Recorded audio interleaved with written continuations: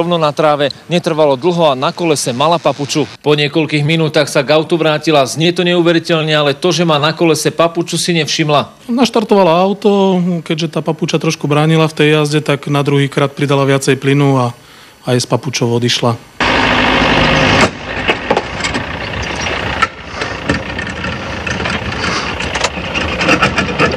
Dosť dlhú dobu tá papuča šúchala o vozovku, takže musel byť počuť aj vo vozidle zjavný kovový zvuk.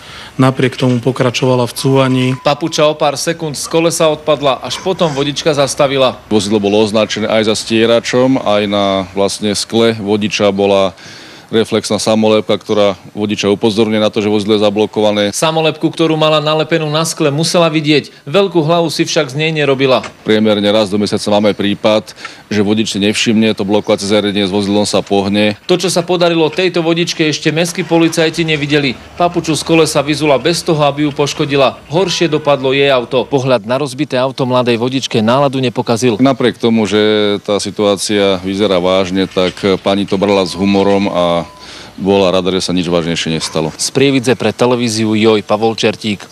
Áno, tak toto